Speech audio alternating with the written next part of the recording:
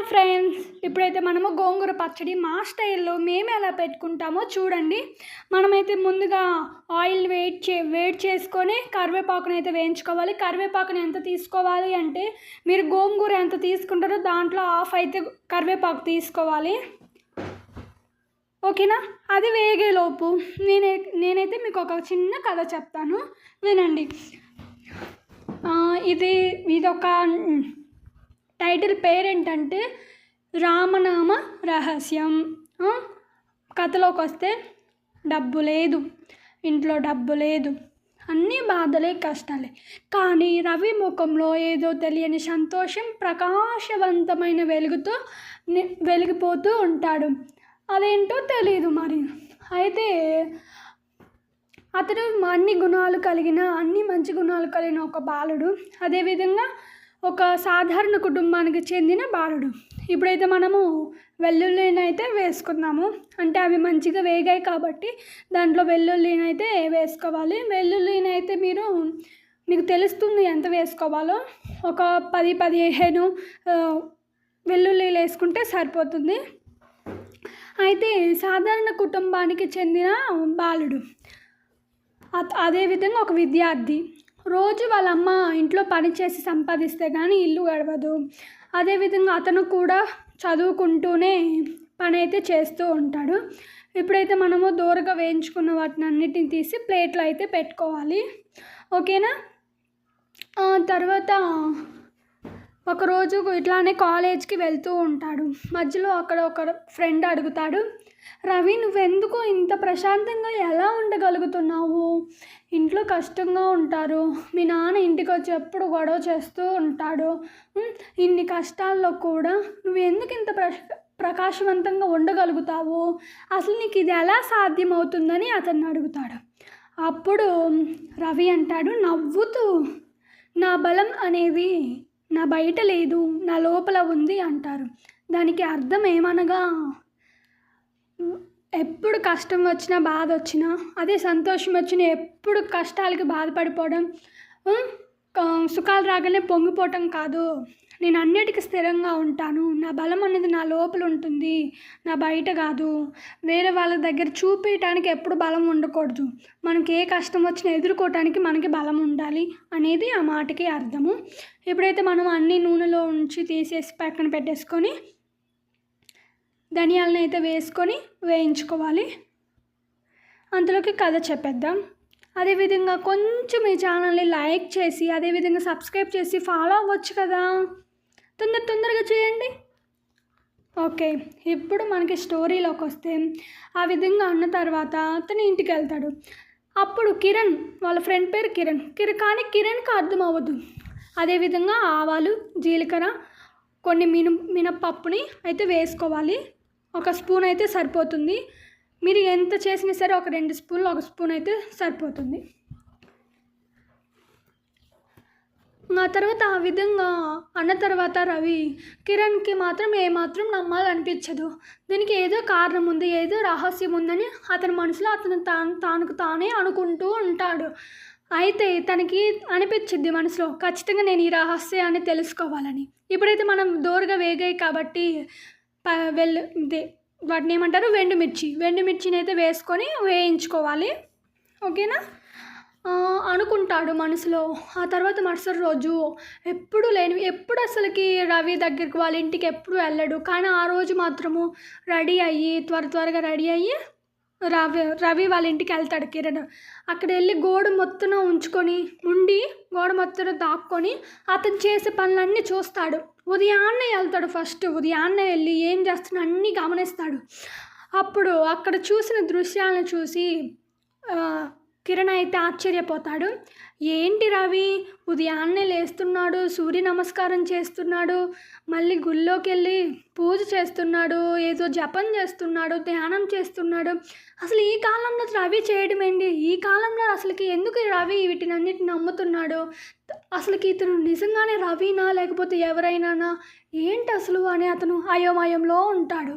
ఇప్పుడైతే దూరగా వేగాయి కాబట్టి దూరగా వేగినన్నిటిని తీసుకొని మనమైతే ప్లేట్లో పెట్టుకోవాలి అని అనుకుంటాడు కిరణ్. అయితే ఇంకేం తెలియనట్టు రవి దగ్గరికెళ్ళి, "రవి కాలేజ్‌కి వస్తావా?" అని వాళ్ళ ఇంటి బయట నుంచొని పిలుస్తాడు. అప్పుడు రవి ధ్యానంలో నుంచి ఇంగ లేస్తాడు. లేచిన తర్వాత, "ఆ! వస్తున్నాను. క్యారేజ్ పెట్టుకుంటున్నాను" అని అంటాడు. ఇంక క్యారేజ్ పెట్టుకుని అతను బ్యాగ్ తీసుకొని వస్తాడు. కిరణ్‌కి ఇవన్నీ ఎందుకు అర్థం కావంటే, కిరణ్ ఏ రోజు వాళ్ళ ఇంట్లో ఉదయాన్నే లేయలేదు. ఎప్పుడు వాళ్ళ అమ్మ అన్నీ చేసి బెడ్ మీదకి తీసుకొచ్చి పెడుతుంది. అదేవిధంగా రోజు కాలేజ్‌కి వెళ్ళాలంటే అతను కాలేజ్‌కి ఒక అరగంట ముందు లేచి అన్ని పనులు చేసుకొని తినడు. ఇంట్లో ఏ రోజు తినడు. ఎప్పుడు ఫ్రెండ్స్‌తో బయటికెళ్ళి తింటాడు. వాళ్ళ అమ్మ ఎంత చెప్పినా పట్టించుకోడు. ఎందుకంటే ఒక్కగానొక్క కొడుకు కదా! అలా తయారయ్యాడనమాట. ఇంకా ఆ తర్వాత ఇద్దరు కలిసి కాలేజ్‌కి అయితే వెళ్తారు. ఇలానే కాలేజ్‌కి వెళ్తాడు. మళ్ళీ మరుసటి రోజు కూడా ఇదే గమనిస్తాడు. ఇంకా తను కిరణ్ మనసులో ఆపట్టుకోలేక రవిని అడుగుతాడు. "రవి, నువ్వు చేసేదంతా నేను చూస్తున్నాను. ఎందుకు ఇలా చేస్తున్నావంటే" అప్పుడు రవి అంటాడు, "నాకు తెలుసు. నువ్వు నన్ను చూస్తున్నావు, నన్ను గమనిస్తున్నావని నాకు తెలుసు. కానీ నేను నిన్నెందుకు ఏమనలేదంటే, నీకు తెలియాలి కదా నేను ఎందుకు ఇలా ఉంటున్నానో. తెలియటం కోసమే నేను సైలెంట్గా ఉన్నాను" అంటాడు. అప్పుడు కిరణ్ అంటాడు, "ఓకే, సరే, ఇప్పుడేం కాదులే, నువ్వు చెప్పు. ఎందుకు నువ్వు ఇలా ఉండగలుగుతున్నావు? అసలు ఈ పనులన్నీ ఎందుకు ఇలా చేస్తున్నావు" అని అడగగా కిరణ్ అప్పుడు రవి అంటాడు, "రవి, సరేనండి, ఇప్పుడైతే మనం బాగా ఏగాయి కాబట్టి పక్కన పెట్టేసుకుందాం. ఇప్పుడైతే మనం కరివేపాకునైతే కరివేపాకు కాదండి, ఇదైతే గోంగూర. ముందే కరివేపాకు వేసుకున్నాను కదా, కథలో పడి మర్చిపోయాను. గోంగూరని వేసి అయితే మనం వేయించుకోవాలి. అంటే బాగా మగ్గనివ్వాలి. కొంచెం అలా తిప్పుకొని మిగతా గోంగూర గూడని మొత్తం వేసుకొని మగ్గనివ్వాలి. ఇప్పుడు మన కథలోకి వస్తే ఎందుకు అలా అంటున్నాడు అని అనుకుంటాడు కిరణ్. అయితే అప్పుడు రవి చెప్తాడు ఏమని, రవి చెప్తాడు, "కిరణ్, ఏంటి నువ్వు ఇలా మాట్లాడుతున్నావు? మనం ఏ కాలంలో ఉంటే ఏమి? మనం ఏ కాలంలో ఉన్న మన సాంప్రదాయాలని, మన కట్టుబాట్లు మనం ఎప్పుడూ మర్చిపోకూడదు. రోజు ఉదయాన్నే సూర్య నమస్కారం చేయడం వలన మనకు ఆరోగ్యానికి చాలా మంచిది. ఎలాంటి ఆరోగ్య సమస్యలు అనేవి రావు. ఇది పూర్వకాలం నుంచి వస్తున్న ఆచారం. అదేవిధంగా ధ్యానం చేయడం వల్ల మనకి ఎంత టెన్షన్ ఉన్నా సరే కొంచెం మైండ్కి అనేది రిలీఫ్గా ఉంటుంది. కాబట్టి నేను ప్రతిరోజు 10 మినిట్స్ అయితే ఖచ్చితంగా చేస్తాను. నువ్వు కూడా చేయి. ఎందుకు నువ్వు ఇలా మాట్లాడుతున్నావు" అని రవి కిరణ్తో అంటాడు. కిరణ్ మాత్రం అలానే వింటుంటాడు. అప్పుడు రవి చెప్తూ ఉంటాడు ఏమని, "మా ఇంట్లో ఎన్ని కష్టాలు ఉన్నాయో అనేది కాదు, ఎన్ని కష్టాలున్నా సుఖాలున్నా మా ఇంట్లో వాళ్ళందరూ ఎప్పుడు ఒకేలా ఉంటారు. ఏ రోజు బాధపడరు. కానీ మా నాన్న మాత్రము ఎప్పుడు వచ్చి తాగి గొడవ చేస్తుంటాడు. ఇంకా అది తప్ప మా ఇంట్లో ఎలాంటి గొడవలు అయితే ఉండవు. మేమైతే కష్టం వచ్చినా సుఖం వచ్చినా రెండిటిలో ఒకే విధంగా ఉంటాము. స్థిరత్వంతో ఉంటాము. అదేవిధంగా నేను రోజు లేచి ఇలా అయితే చేస్తాను. ఇలా వల్ల నా మనసు అయితే చాలా ప్రశాంతంగా ఉంటుంది. ఒకవేళ నీకు కూడా ఎప్పుడైనా ఉపయోగపడిద్దేమో, నువ్వు కూడా నేర్చుకోవచ్చుగా" అంటే, "నువ్వు చెప్తే మాత్రం నేను నేర్చుకుంటాను ఏంటి? కానీ నువ్వెందుకు ఇలా ఉంటున్నావో తెలుసుకోవాలని ఊరికి అడిగాను అంతే. ఇంకంతకు మించి ఏం లేదు. నాకు ఎన్ని నమ్మకాలు అయితే లేవు. రోజు మా మమ్మీ డాడీ తెస్తారు, తింటాను, చదువుకుంటాను, అంతే. మా ఫ్రెండ్స్తో తిరుగుతాను. నువ్వే ఇవన్నిటిని పట్టించుకొని ఫ్రెండ్స్తో బయటికి రావు, ఎప్పుడు చదువుతూ కూర్చుంటావు, లేదా మీ మమ్మీ వాళ్ళకి సహాయం చేస్తూ ఉంటావు. ఇంకా అంతే, నువ్వేం అనుభవించలేదు" అని కిరణ్ అయితే అంటాడు. అప్పుడు రవి అంటాడు, అని ఒక నవ్వు నవ్వి, "కిరణ్, నీకు ఇంకా అర్థం అవ్వలేదు. నీకు కూడా అర్థమవుతుంది. మనం స్ట్రగుల్స్ వచ్చి అని బాధపడతామే తప్ప ఆ స్ట్రగుల్స్ నుంచి నేర్చుకునే మాటల్ని మాత్రము, కష్టాలను మాత్రం మనం ఎప్పుడూ మర్చిపోకూడదు. మన ఎక్స్పీరియన్సే మనకి చాలా నేర్పిస్తుంది. మనని ధైర్యం ఉంచేది కూడా ఆ ఎక్స్పీరియన్సే. కష్టాల్లో అందరూ బాధపడుతూ ఉంటారు. కానీ ఒక్కసారి కష్టపడిన తర్వాత ఏ కష్టం వచ్చినా ధైర్యంగా లేచి అయితే నించోవచ్చు అని అయితే రవి కిరణ్తో అంటాడు. కానీ రవి ఏం పట్టించుకోవడం, సర్లే అని వెళ్తూ ఉంటాడు. కానీ ఇట్లానే వెళ్తూ ఉంటే వాళ్ళ అమ్మ ఇంటికి వెళ్ళగానే వాళ్ళ అమ్మ ఇలానే పూజ చేసిద్ది రోజు కదా. కానీ అతను రోజు ఎప్పుడు లేయడు కాబట్టి అవన్నీ తెలీదు. కానీ ఒకరోజు లేచాడు ఎందుకో. అప్పుడు లేచి చూడగానే ఇంట్లో సుప్రభాతాలు, వాళ్ళ అమ్మ పూజ చేస్తూ కనిపించింది. "ఏంటమ్మా, ఉదయాన్నే లేచి పూజ చేస్తున్నావంటే" వాళ్ళ అమ్మనైతే, అదేంటి కిరణ్, నేను రోజు చేస్తాను కదా, ఎందుకు ఇలా అడుగుతున్నావు అంటే, ఓహో అని అతను సైలెంట్గా ఉంటాడు. అతనికి రవి మాటలు ఒకసారి గుర్తొచ్చినట్టు అనిపిస్తాయి. సరే అని మెలకుని ఉంటాడు, పట్టించుకోడు ఏమి. ఇంకా అలానే మళ్ళీ వెళ్ళి ఈరోజైతే తర్వాత రవి వాళ్ళ ఇంటికైతే వెళ్ళడు. ఎందుకంటే అంతకుముందు తెలుసుకోవాలని వెళ్ళాడు.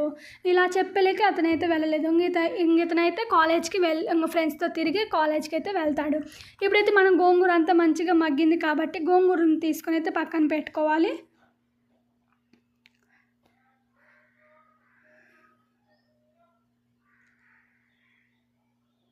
ఇంకా అంతా అయితే తీసి పక్కనైతే పెట్టుకోవాలి. అవి కొంచెం చల్లారినాక మనము గ్రైండ్ చేసుకుంటే సరిపోతుంది. ఇంకా తర్వాత రోజు కూడా ఇట్లానే కాలేజ్కి వెళ్ళి ఇలానే వస్తాడు. ఇలానే వచ్చి పడుకుండగా తెల్లవారుజామున గట్టిగా ఇంట్లో వస్తువులు పగులుతున్న శబ్దాలు, ఎవరో ఏడుస్తున్న శబ్దాలు అతనికి ఎందుకు వినిపిస్తున్నట్టు అనిపిస్తుంది. కల్లో అని అనుకుంటాడు. కానీ ఒక్కసారిగా గట్టిగా వాళ్ళ నానమ్మల శబ్దమే వినిపించింది ఏడుస్తున్నట్టు. ఒక్కసారిగా లేచి నించుంటాడు. ఎందుకు ఈ శబ్దం వస్తుందో అతనికైతే అర్థం అవ్వదు. ఇప్పుడైతే మనము పోపు వేసుకుంటున్నామండి. అవి అంతలోకి ఆరుతాయి కదా, అంతలోకి అయితే పోపు వేసుకుందాం. రియల్గా చెప్పాలంటే పోపులోనే ఉంటుందండి సగానికి సగం టేస్ట్ అనేది. మనమైతే ఉప్పుని కారాన్ని కరెక్ట్గా వేసుకుంటే ఇంకైతే సరిపోతుంది. చింతపండు అండి, ఈ చింతపండు అయితే వేయించుకోవాలి. మామూలుగా అయితే ఎండిన చింతపండు ఉంటుందండి, ఎండిన చింతపండును పొడి చేసేసుకుంటారు. అంటే వాటర్ అయితే వేయకూడదు. అందుకని నేను వేయించి అయితే వేస్తున్నాను. మీకు కనుక అలాంటిది అవైలబుల్గా ఉంటే ఖచ్చితంగా తెచ్చుకోండి, చాలా బాగుంటుంది. అదైతే పొడి పొడిగా ఉంటుంది, మనం దేంట్లోనే ఈజీగా వేసుకోవచ్చు, ఈజీగా కరిగిపోతుంది. అతను ఒక్కసారిగా లేచి కూర్చుంటాడు. కూర్చొని, ఏంటబ్బా ఎవరు ఏడుస్తున్నారు, అసలుకి ఎందుకు ఏడుస్తున్నారు, అసలుకి ఏమైంది ఇంట్లో, అమ్మ నాన్నమ్మలు ఎందుకు ఏడుస్తున్నారు, తనకి ఏం అర్థం కాదు. అలానే కూర్చుంటాడు ఒక నిమిషం. ఎందుకంటే నిద్రమంతులు అతనికి ఏం అర్థం కాదు. గబగబా లేచి హాల్లోకి అయితే వెళ్తాడు.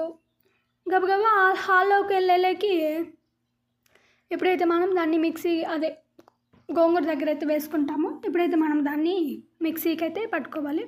ఇప్పుడైతే నేను కొంచెం వెల్లుల్లిలు అవి వేసి వేయించుకోవాలి. పోపు కదండి, నేను ఎందుకు మధ్యలో వేసానంటే నేను ముందు వేయటం చింతపండు మర్చిపోయానండి. అందుకని పోపు వేసిన తర్వాత గుర్తొచ్చింది.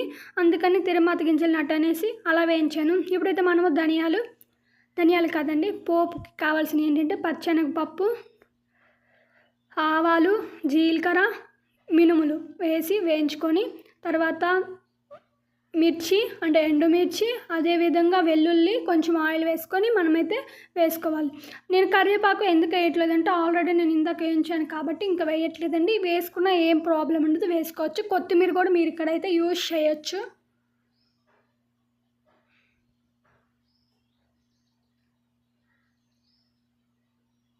ఇంకైతే స్టవ్ అయితే ఆఫ్ చేసుకున్నాను. కచ్చపచ్చగా అయితే ఇవి వేగాయి కాబట్టి ఇప్పుడైతే మనము గ్రైండ్ చేసుకుందాం.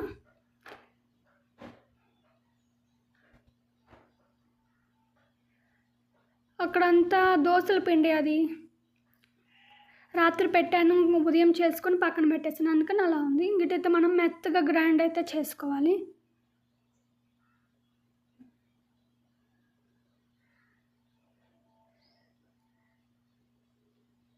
ఇది ఆవాలు మెంతులు పొడి అండి.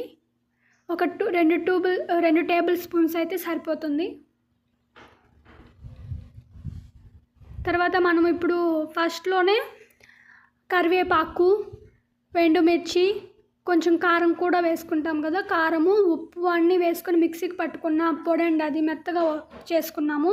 ఆయిల్ ఉండడం వల్ల పొడిగా కాకుండా కొంచెం క్రీమ్గా అంటే కొంచెం గుజ్జులాగా వచ్చింది కాబట్టి అలా అయితే ముద్ద వచ్చింది కాబట్టి అది వేసుకున్నాము.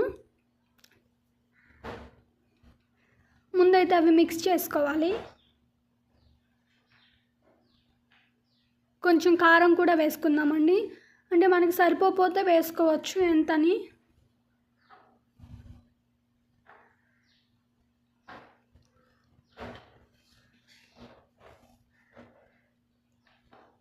ఇంకా అతనైతే వస్తాడండి. అక్కడ చూసిన దృశ్యాన్ని చూసి తనకైతే ఏం అర్థం అవ్వదు మనసులో అయితే ఎందుకు ఇలా జరుగుతుందో. ఇంకా ఉప్పు అయితే వేసుకుందాం. ఉప్పుని అదైతే గోంగూర అంటే గోంగూరతో పాటు మిక్సీ పట్టుకుందాం.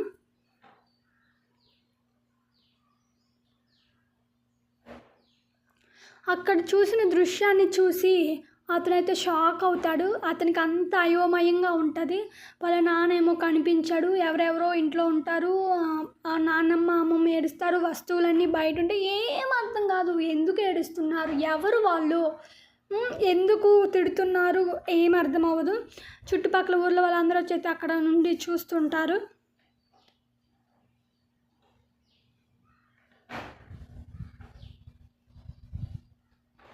మనం మంచిగా మిక్స్ చేసుకోవాలి.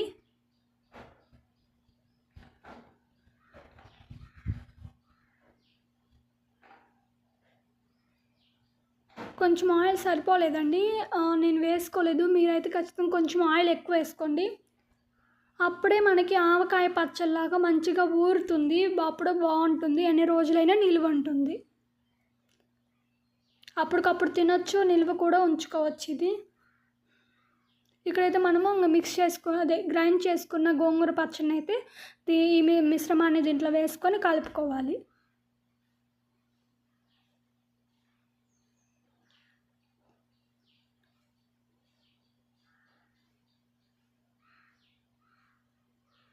మొత్తాన్ని అయితే వేసుకొని మంచిగా మిక్స్ అయితే చేసుకోవాలి.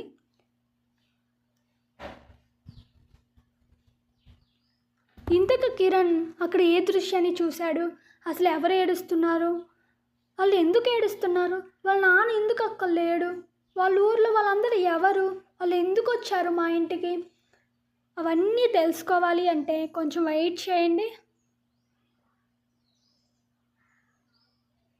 మంచిగా అయితే మిక్స్ చేసుకోవాలి. ఇంకేంటి ఫ్రెండ్స్ సంగతులు, ఎలా ఉన్నారు?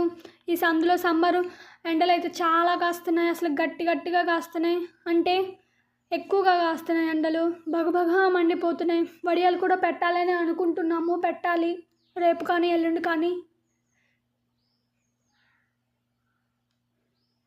ఇంట్లో ఇంకేంటి సంగతులు, మీరే పచ్చళ్ళు పెడుతున్నారు? మేమైతే మొన్న ఆవకాయ పచ్చడి కూడా పెట్టాము, వీడియో కూడా ఉంది. ఇంకా మా రోజు ఒక జ్యూస్ అయితే చేసుకుంటున్నాము. ఎక్కువ వాటర్ తీసుకోండి. మీకు కూడా తెలుసులే, మళ్ళీ మాకు తెలుసులే మీరు చెప్పకపోతే మాకేం తెలుసులే అనుకోకండి. జస్ట్ నార్మల్గా చెప్పాను అంతే. ఫ్రెండ్స్ కదా మీరు. అది చెఫ్ నేనే అండి. చాలా బాగుంది. ఇప్పుడైతే మనము వేడివేడిగా అన్నంలో వేసుకొని టేస్ట్ అయితే చేద్దాం.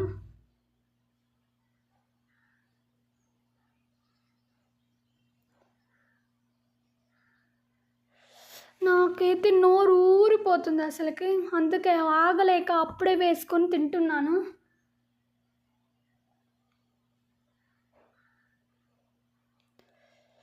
వావ్, ఎమ్మీ ఎమ్మీ, టేస్టీ కలుపుతున్నానంటే కలుపుతుంటేనే నాకు నోరు ఊరిపోతుంది. కాబట్టి ఖచ్చితంగా టేస్ట్ మొత్తం లాగించేయాలి అసలుకి ఇప్పుడు.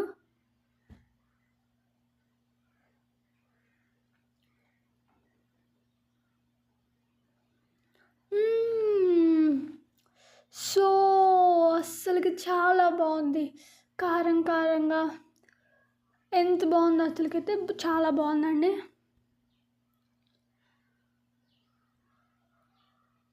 బాగున్నా బాగాలేకపోయినా చాలా బాగుందని చెప్తారు అనుకోకండి, నిజంగానే బాగుందండి, చాలా బాగుంది. నార్మల్ పచ్చడి కంటే ఇది నిల్వ పచ్చడి కాబట్టి మనం అన్ని ఐటమ్స్ వేసుకుంటాం కాబట్టి ఇంకా కొంచెం వెరీ టేస్టీగా ఉంది.